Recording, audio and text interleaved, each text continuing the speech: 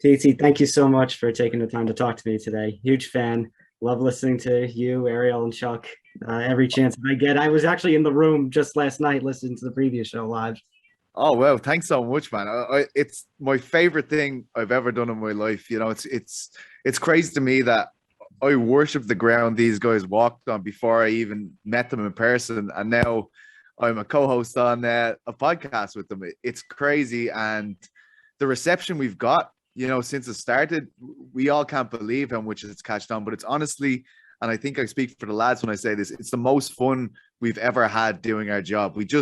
We love getting in there. Like I'm doing those shows sometimes at 6 o'clock in the morning after UFC events, and I love it. I wouldn't trade it for the world. The community is fantastic, and again, to be sharing a stage with those guys is really a dream come true for me.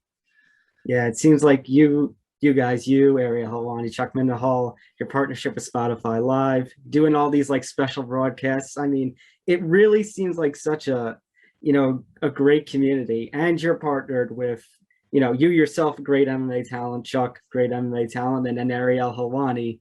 I mean, I remember listening to last night's broadcast talking about how, like you just mentioned, that you were always listening to him, remembering him from like the very early AOL days, and now you guys are all partnered together. It's amazing, isn't it? It's crazy. And the thing about Ariel is like he is like the transcendent superstar of MMA media, right? Like we were at the Hall of Fame last night, and I think he signed more autographs than the inductees. And honestly, it's incredible to be around, and he's so good with that spotlight. It's quite inspirational to be around, and he's a special guy. To consider when I first met him, I think I had 400 followers on Twitter, and to see how approachable he was, to see how much guidance he's given me over years, and the same thing with Chuck. It really is amazing that he's so accessible and so good with his time, and you know, always trying to support guys who are trying to make it in the industry as well. Like I love the guy. He's one of my best mates, and I respect him so much. Funny you mentioned about him signing autographs. I was there at the 244 press conference on the pier with Masvidal, Diaz, and Dana, and I think he got the loudest reception out of everybody. Maybe not Nate, but I think he was close. Yeah, even last night, Daniel Cormier, who used to do the ESPN podcast with DC and Hawani, we were kind of having a bit of banter with Ariel beforehand, saying, I was saying, there's no way he's going to shout you out. I was trying to wind him up, but I was watching that. yeah, when DC gave him the shout out, we were thrilled. Like I was celebrating as if Ireland won the World Cup. It's just so cool to see the love and to see him getting those shout outs, because we know he has somewhat of a fractured relationship with the organization. Right. Right. Let's talk about fight week, though. What were your thoughts? Thursday we had the press conference. What'd you think? I thought it was a little crazy. I thought it was insane because Sean Strickland, who is a guy that sometimes I fear when he gets on the mic, what's he going to say? Is this going to lead to more controversy and perhaps a black eye in the sport? He was like a young Conor McGregor up there. I mean, he was rolling with the punches, throwing out funny lines. I think he's been one of the stars of the week, especially when considering he can be quite a prickly character. You don't know what he's going to say a lot of the time. He's said some very controversial things in the past. So he was the last guy I expected to rise up and have this massive reverberation throughout the scene this week, but he definitely did it. And, it's really setting the table so well for this event, because you had Israel Adesanya in the main event, a guy who is a superstar in the making, a guy I'm waiting to become another transcendent superstar for the UFC. And it's really teed up nicely now with that third fight from the top, Strickland and Pereira, the way they're feeding into that main event and potentially being the next challenge to him. I think it's incredible. It's been a very good build-up week for the UFC, I feel, ahead of this 10th annual International Fight Week.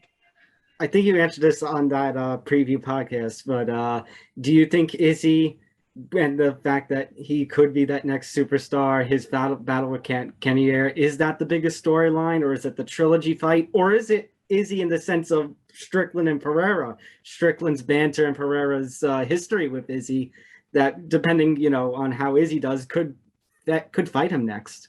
Yeah, I mean, that really happened this week, and it's it's something that we knew that a challenger would remember, but there's so much more bite in it now after that press conference. Like there's so much more skin in the game for the fan base.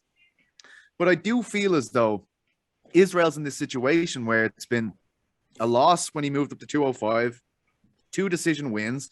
I think there is pressure on him being put in this spot, being the biggest spotlight of International Fight Week with him in the main event. He needs to go out there and he needs to show us that he is the best striker in the UFC, that he can have these emphatic finishes like he had against Robert Whittaker in Melbourne. I was there for that fight. It was incredible. I think he's capable of that. So I do feel like that's one of the biggest stories of the week. And then, of course, we have opening the main card. You have Sugar Sean O'Malley taking on Pedro Munoz. And I should ask you, Petey, I mean, how far will a win over Munoz take the Sugar Show? And then on the flip, you've got Pedro Munoz. I mean, he's only won 2 of his last 6, but Cruz, Aldo, Rivera, Edgar, Sterling, and Garbrandt were his last 6. So it's not like it's unstellar competition. It's the best of the best at bantamweight. Exactly. Like, I mean, he is top of the food chain. I really believe it. And some of them fights were very close. And to see when he chin checked Cody Garbrandt, like he is not in unfamiliar territory going in against this hugely touted prospect, Sean O'Malley, a guy who has his finger on the pulse of the fan base. Chuck compared his image to an exotic bird today, which I thought was quite accurate. You know, this is a guy you got to see, right? No matter how you feel about him, the best guys in combat sports, it doesn't matter if you love them or hate them. The fact that you care at all is what's important. And that's what O'Malley has. But I do like the fact that we've seen Munoz in these spots. We've seen him be successful in these spots. And we've seen O'Malley have a big loss in a scene like this when he went up against Cheeto Vera. So I love that fight. And I think there's a lot of fights on this card like that, where it's, you know, an established veteran of a division going against a young gun. There's a lot of them up and down the card. So I really like the card in its entirety, which is rare because, you know, since the pandemic had started, we were getting quite spotty cards here and there. Sometimes, you know, there was no real. Yeah. So this one I feel is really, really good. And there's really not a fight on the card that I'm not looking forward to. There seems to be a little storyline everywhere you can sink your teeth into. Definitely. I mean, it's not just veteran versus up-and-comers, too. You could also have, on the prelims, Jim Miller, Donald Cowboy Cerrone, veteran of the sport versus veteran of the sport, legend versus legend. And they're tied for the most wins in UFC history, along with Andrei Arlovsky. So the winner of this is going to have sole possession, at least until Andre fights again. Who do you think walks out with the most wins in UFC history? And what do you think of the legacies involved? You got Jim Miller trying to make it to UFC 300 in a couple of years. You got Cerrone, who's, you know, a legend of the game, you know, a real man's fighter, but is coming off a lot of a long string of losses. It hasn't been kind to him over the last couple of years. Yeah, I think that's what's jumping out to me, to be honest. You know, when I'm looking at the trajectory of both guys, Cerrone has been on a downturn. And look, the guy's an icon. I don't want to feel like I'm disrespecting a guy that's given so much to this game. But right now, Miller still looks competitive. He's still going in and getting really, really good wins. I think, and Chuck Mendenhall went out of his way to underline this as his lock of the week. And that man knows a thing or two about gambling. So I am really with Jim, especially after hearing Chuck's endorsement and knowing that Chuck is a brilliant eye for these things. I think I'm safe with that prediction that I think Jim Miller is going to walk away as the most victorious fighter in UFC history. Agreed. We're all in the same boat there. Another fight I want to highlight. Top 15 contenders bout, women's flyweight. There's only 2 women's fighting on the cards after Lauren Murphy, Miesha Tate fell off. But you got Jessica Guy, Macy Barber, top 15 at women's flyweight. Barber's had a couple of losses here and there. Eyes being set up, kind of like we referred to before, as like, you know, an established name of the division. Who needs to win more in that fight? I think Jessica definitely needs to win more. I mean, I don't think there's another way to look at that, because Macy has so much of a future in the game, right? And Jessica has been around for such a long time. I think the fact that Macy's been in these situations before and has felt when you've gone in against a veteran and lost to Roxanne Modafferi, I don't think she's going to let that happen again. Like, I've interviewed Macy a few times. She's very switched on, takes this very seriously. And I do expect her to actually look really good against Jessica, if I'm being honest. That's no slight in Jessica. I just think Macy is a really good prospect. She hasn't shown us the best of her ability yet, but I do like that matchup, particularly against Oi. I really do. And big opportunity for Barbara herself to show that she is still, maybe she can't get John Jones's record like she originally wanted, but she can still obtain, to maybe one day facing Valentina Shevchenko for that championship. Yeah. Who is that one talent that you think people, aren't talking about, maybe in a matchup that people aren't talking about as much, as good as this card is, that people maybe need to have their eye on more? Look, I'm an Irishman, okay? I'm going to have to say it's Ian the Future Gary. I've been watching Ian Gary fight since he's an amateur. At the time, he was representing a gym in North Dublin, where I'm from, Team KF. And he had this lineage there because Team KF is fronted by Chris Fields and Carl Pendred, who were basically lieutenants to Conor McGregor as he was making his march to becoming the biggest superstar in the history of the sport. Ian is, for me, the most talent-rich Irish fighter the UFC has seen since McGregor. But the interesting thing about Ireland and its relationship with MMA now is it's quite a fractured relationship. There was a very public death in 2016 of Joe Carvalho, one of the few in the sport, but it underlined the fact that the sport needs to be governed and needs to be regulated by the government, something that still hasn't happened. And also, McGregor, who was once this beloved figure who everybody in the nation, for the most part, really respected the fact that he was this apprentice plumber and comes out, sets the world on fire, introduces the nation to a whole new sport they really hadn't heard of before, and then becomes the biggest name in the history of the sport.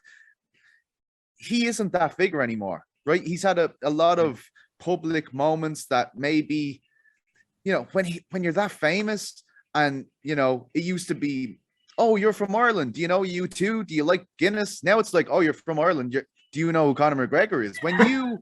When you are a symbol for a national identity like that and you misbehave, people have a feeling about it, so he is probably one of the most polarizing people in Ireland in terms of opinion, but he's also our biggest international export probably. So I don't know if Ireland is ready to embrace MMA and MMA fighters the way they once were, because Ian has this amazing debut in Madison Square Garden last November, and he just hasn't become a figure in the broader country's kind of consciousness. Like, people aren't really aware that he's fighting, but I really do think he's a very gifted fighter. He is 2-0 now. Only 3 people from the island of Ireland, Conor, Carl Pendred, and Norman Park, have ever achieved that. I know it's not an amazing feat, but it's big for us. So I'm big on Ian Gary. I think he has a fantastic skill set. I think a lot of the fan base don't feel enamored by him because of all this Conor McGregor comparisons that he is really cultivating, as well as the UFC. But regardless of how you feel about him, he is a fantastic talent, a real athlete. And Ireland doesn't produce an amazing amount of athletes, so it's good to see him in here. Definitely. I will also say, I'll throw my own take in there. Dricus du Plessis. So yeah. I mentioned him because I actually was covering for Fight Sports like years ago his EFC, when he ended up going to the EFC and ended up becoming the double champ.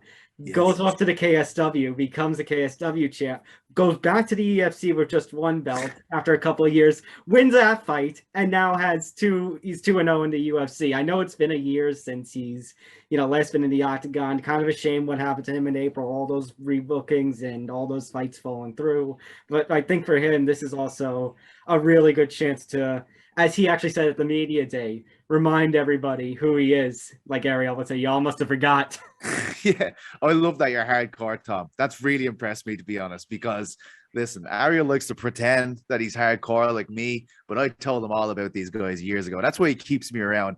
I'm his finger on the pulse when it comes to international MMA, and now I know you're that guy too, so I really respect that. Thank you. I always try and do my research, always. I respect that. Thank you. One more question, just to go back to the Hall of Fame, because it was actually a beautiful ceremony. Khabib, DC getting inducted, Cub Swanson for the fight with Doo Ho Choi, Max Holloway, Giga Chikadze getting those awards. Who do you think is a Hall of Fame, somebody who's not in the Hall of Fame that should be and will get that one day? I don't know if he's going to get it someday, but Ariel Helwani should be in the Hall of Fame. I don't know if he should be in the UFC Hall of Fame, but in terms of MMA, that man has done things that I don't think a lot of people give him credit for. I think he's so big that they forget to sit back and smell the roses sometimes, because what he's done is absolutely incredible. He is a magnate in this sports media. There's nobody like him, and he's only getting started. I really believe that. I believe that this guy is going to go into a new stratosphere in the next few years as well. I think he'd be greatly benefited from having me by his side, of course, but I'll mostly give it to him. It's all down to Helwani, and I believe he is a Hall of Famer. I believe he is a trailblazer in the sports media and in sports media in general. So that's my shout. He always laughs when I say it, but Ariel Helwani deserves to be in the Hall of Fame.